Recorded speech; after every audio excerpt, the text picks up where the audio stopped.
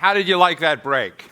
I hate breaks. I really, really detest breaks, but we took them. So I had, first of all, it's great. We should give you all marathon medals for being with us for a very long day.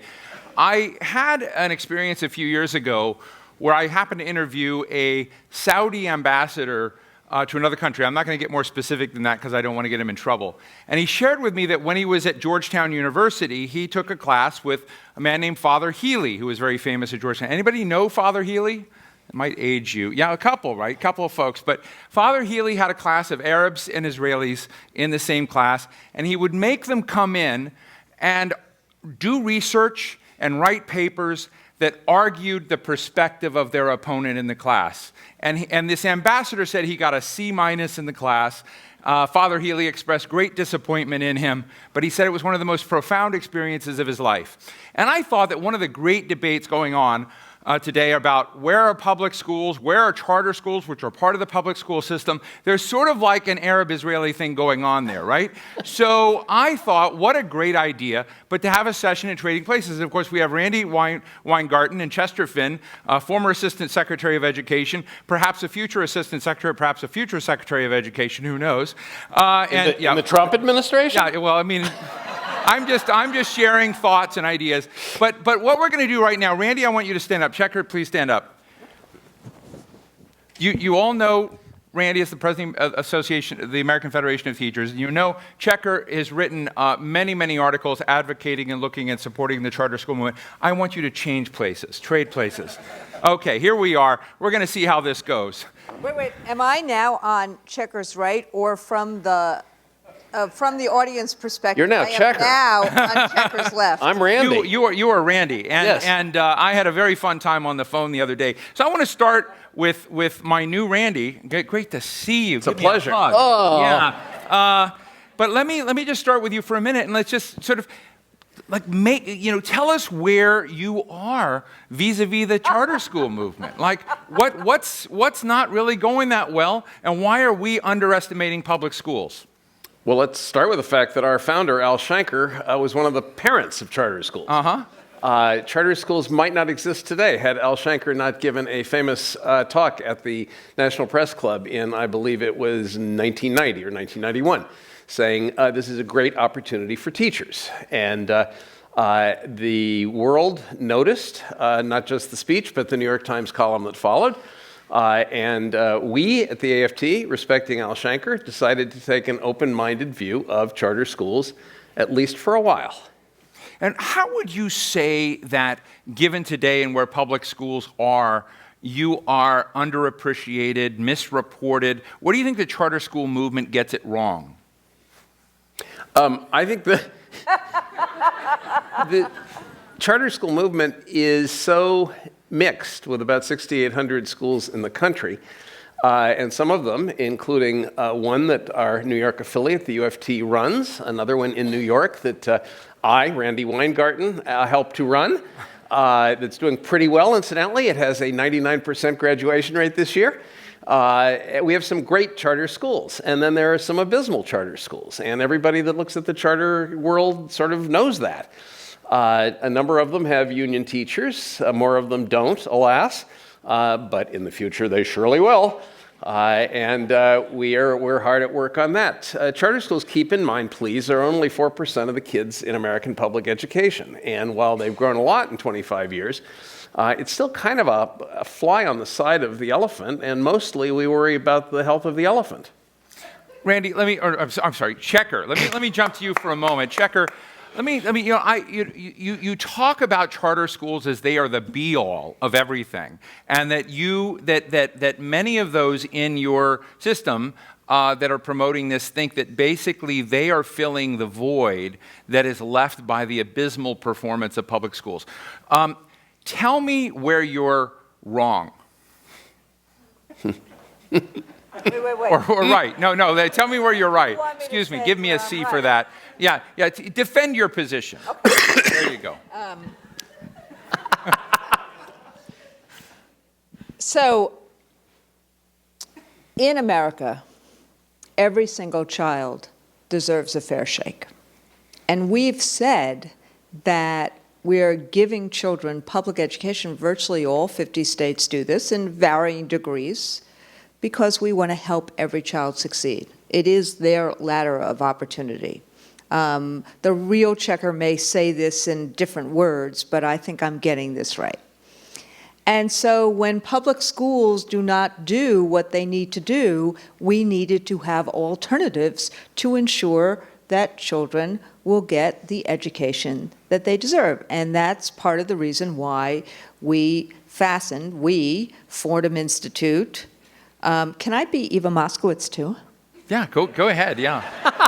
You can be Checker Yes. Moskowitz. That's why we, decided that we were going to take an idea that Al Shanker had and use it in a little different way and create a competitive process with public schools. And ultimately, some of them work and some of them don't work. Some of them, like in Ohio, where we at Fordham have been one of the charter authorizers. We've seen the kind of ups and downs and the bumps in the road that we have, including the fact that, there are some charters in Ohio that, were fiscally imprudent. There are some charters around the country that don't work and some that do work. But we intended them as an opportunity for children to get the education that they deserve. And some work and some don't. She's doing a pretty good job. If I were to tell you that data shows that many of your charter schools basically, take the cream of the crop, that they are that the ones that succeed best are sort of in wealthy neighborhoods, and despite the fact that there's variance, it doesn't really, do well in terms of. Are you being me now? What's that? Are you being me now? No, I'm just getting there. I just want to say, how do you and you can expel students and throw students back into the other ecosystem? How do you defend that when so many charter school advocates are saying that they're the alternative, but fundamentally, when you look at that ecosystem, there are lots of points of exclusion. So tell us about that, and then I want you before I come back to Randi here, I want to ask you one other thing, and that is to take your best whack at what's wrong with public schools. Okay. On the issue of charters, and I think that charter advocates are not of one mind of this. And some believe that charters should be part of a bigger public education system, and some believe that charters are a competitive model that should disrupt regular public schools, and some believe that charters should supplant regular public schools. I think, and I may not be 100% right here, the Fordham Institute is not part of, so being checker, but is not part of the group of people who believe that charters should supplant or be a competitive model. But I could be wrong. Oh, it's just the people he plays cards with. But Yeah. But those three things are really different. At the end of the day, what is wrong is that if we, as a charter movement, actually believe that we are supplanting public education, then we are actually not believing in excellence and equity. And that, at the end of the day, is the biggest problem.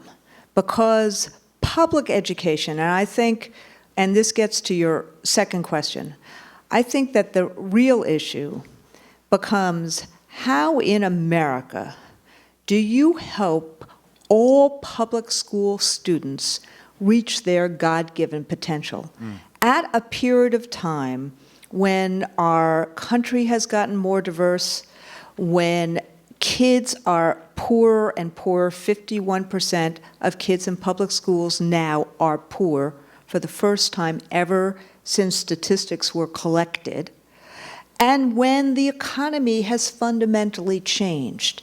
And so So the problem that I would actually say both the bigger public education system is confronting, as well as these niche markets, whether you call them voucher schools or private schools or charters or magnets or CTE or any of the multiple pathways, is that none of us have a magic wand in terms of assuring that there is 100% attainment for 100% access.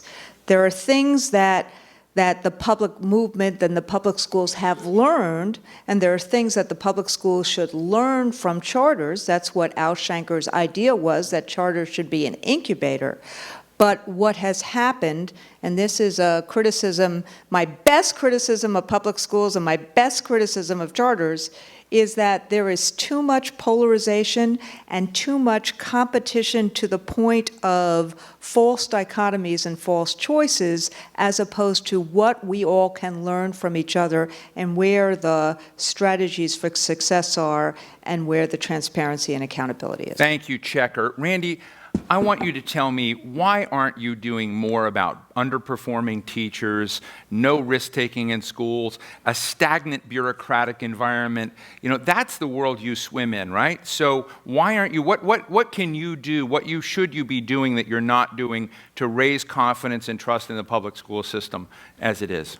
Well, we could start by dealing with the stagnant bureaucratic environment, which is so you agree that there's a plague for all teachers. Right. A plague for and less than competent administrators and retrograde school boards and Neanderthal state legislators and ignorant governors and mayors who think they know better than educators and businessmen who think they know better than everybody. I mean, there are too many cooks in this kitchen. And many of them have never boiled an egg. They should take cooking lessons before they attempt to muck around in the kitchen. I mean, public education has gotten an unnecessarily bad rap because too many people need something to kick around. Everybody thinks they know better about education because they went to school once upon a time. Almost nobody can picture a school that was different from the one they went to themselves. The rules, the federal rules, the state rules, the local rules, the idiot regulations that come from every level of government, the imprisoning of teachers in all sorts of ways by mandatory standards, mandatory evaluations, mandatory tests, evaluations based on mandatory tests. It's a lousy system. We have to work in it. Thank you for that. Let me just give me a 30-second answer here. If you were to look at charter schools as a better partner to you than they've been, what would you like to see? It's a two-way street. Charters, in many cases, have not been very forthcoming to the rest of the education system. And an awful lot of school districts haven't been very accepting of the things charters might be and do for them. There's some interesting models around the country, places like Denver, Colorado, where the charters are being kind of integrated loosely but intelligently into the public education system.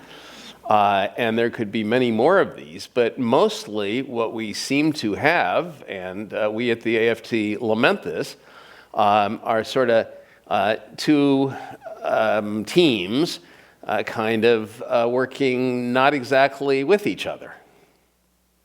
Fascinating.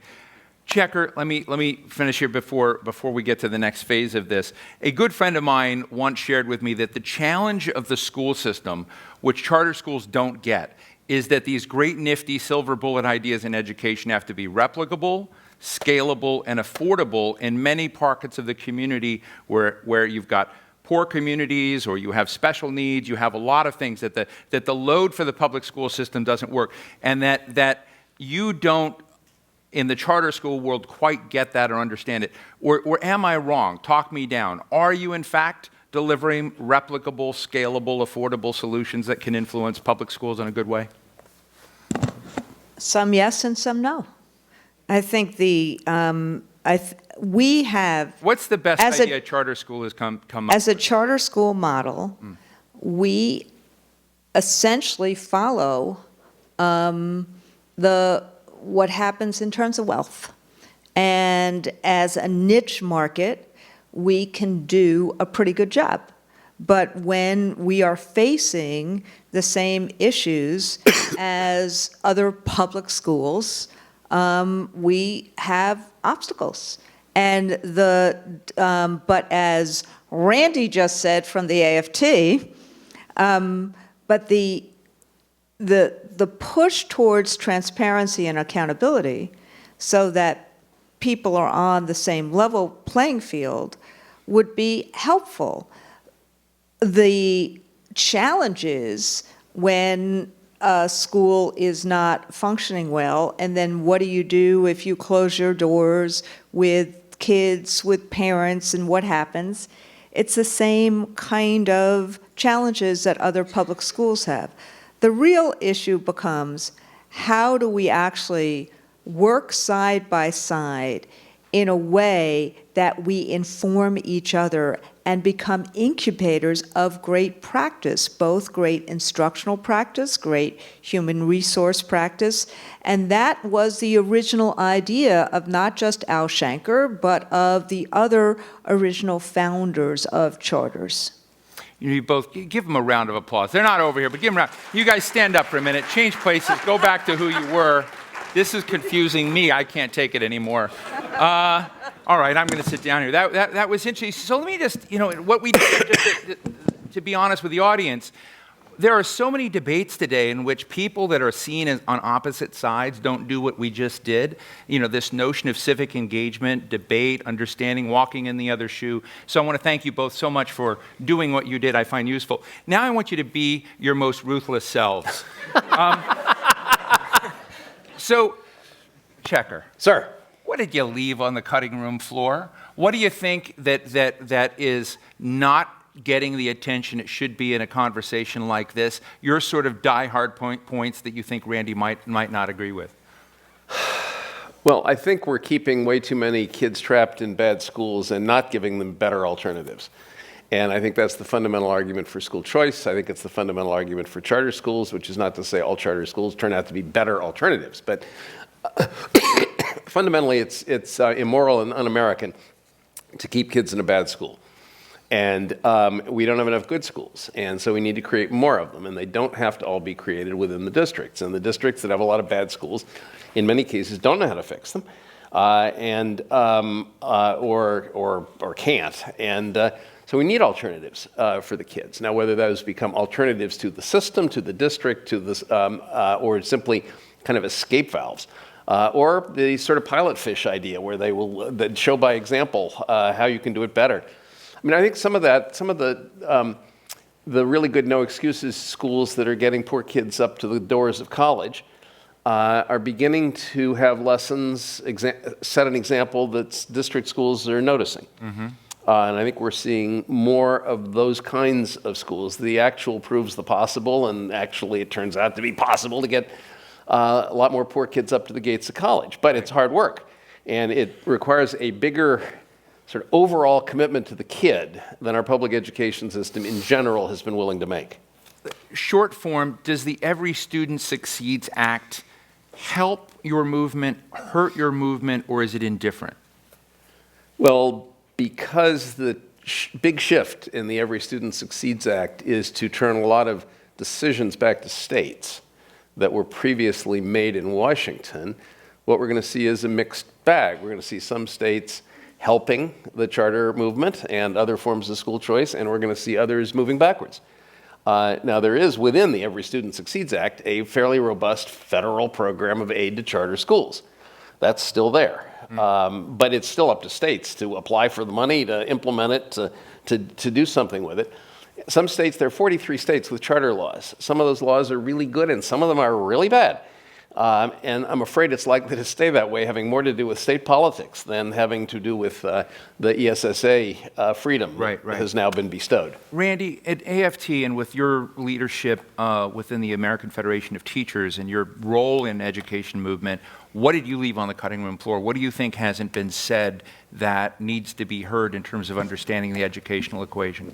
So I think that the rhetoric and our aspiration about kids is never met with the reality of what we're willing to spend on it. And I'm not saying that we should give a blank check, and there are some places that probably are misspending money in ways that they ought not. But at the end of the day, what we've actually learned, and two things I want to say, one about markets and one about what we've learned. Right. I've spent, and most of the people around me have spent their lifetime working on behalf of children.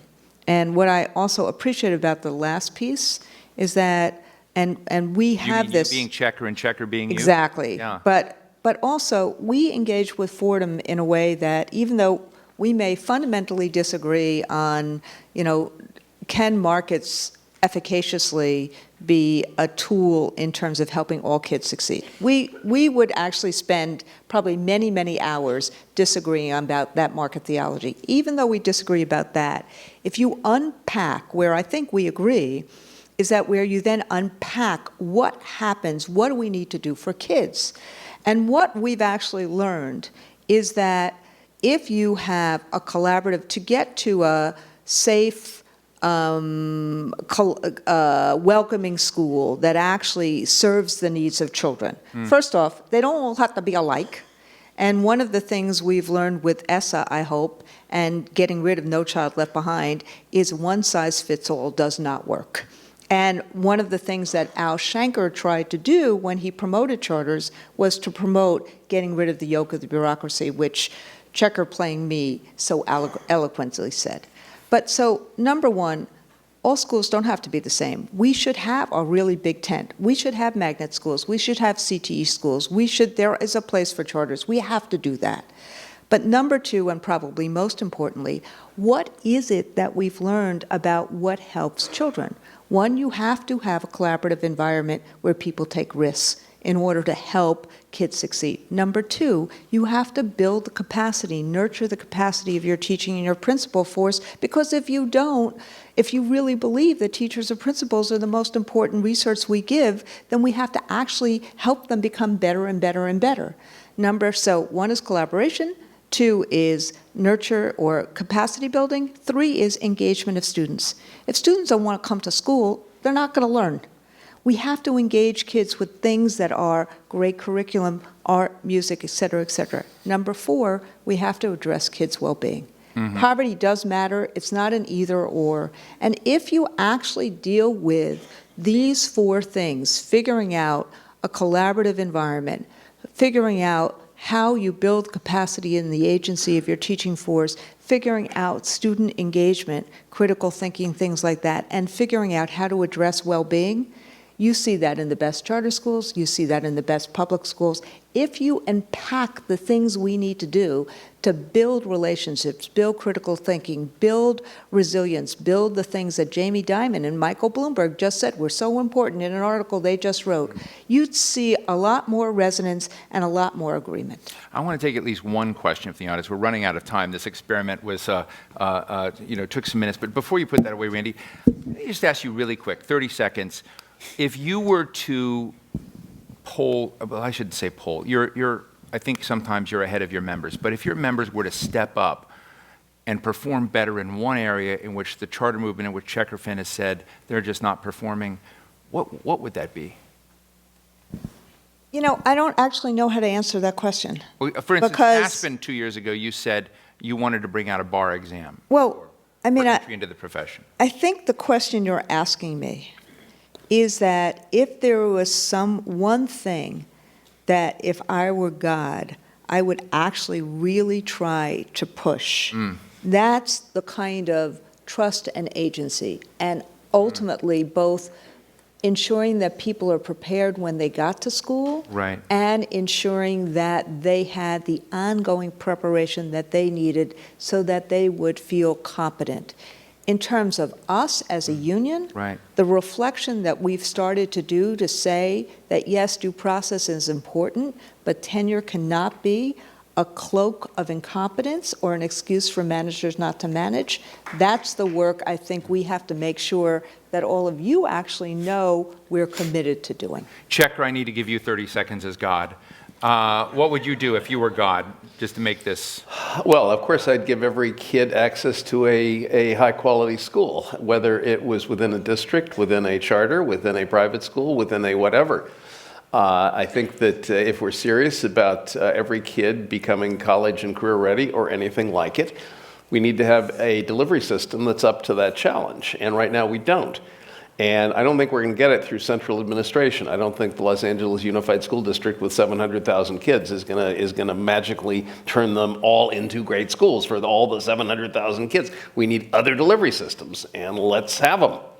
Thank you, God. Let me take at least one question. More fun We're being right Randy. At the end. We have one right here. Right here. Hi, sir. How are you? Good, thank you. You started to move in on my question, but Wait, oftentimes are you talking about Checker being Randy, I'm so or Randy confused. being I'm talking Checker, to the- or Randy or Checker? the gentleman right here. Okay. It'll go to Right both. now, This is not- going not to before. both. Real short form. Go ahead. Yes. So a lot of times the debate is about public and charter schools, but private schools are oftentimes left out of discussion. Do you think we should talk about them more and the resources that they have, and they should be distributed to more people, or since they don't receive public funds, they shouldn't be talked about? Okay. Should private schools be in this discussion? Of course. 9% of the kids in America attend them. And half a dozen states now have voucher programs, and there will be more in the next few years. So yes, of course, they should be part of it. Randy. Look, if any school that gets public funds has to be part of this discussion, but think about what happens in terms of private schools and public schools. Think about the flexibility that private schools have. Think about the fact that they've totally opted out of the testing system. Think about the kind of engagement. And so I often say, I want kids who go to public schools to have the same advantages that kids have who go to private schools. I agree with that. Right as we close, let me get something you might not agree on, but it'd be interesting to find out. We have a big choice facing the country. We're going to probably end up with Donald Trump running with Hillary Clinton. Who do you think is going to be the better steward of the American education system? I asked that of Senator Alexander today. Senator Alexander would be the right answer. Randy? Hillary Clinton has spent her, I mean, seriously, separate and apart from the politics of this, and I'm totally biased, but totally, completely. But frankly, someone who has one soundbite that says we don't want Common Core in schools, and that's the only soundbite other than Trump University, versus someone who has spent 30 years thinking about how do we help all kids succeed, I'd go with the person who has spent 30 years thinking about how should all kids succeed. With that, I just want to say the Senator Alexander, that's a great answer, but the Senator Alexander line is very tweetable. So just want to share. In any case, I want to please thank Randi Weingarten, President of the American Federation of Teachers, and Chester Finn, President Emeritus of the Thomas Fordham Institute. Thank you for going through this fun little exercise. Thank you both.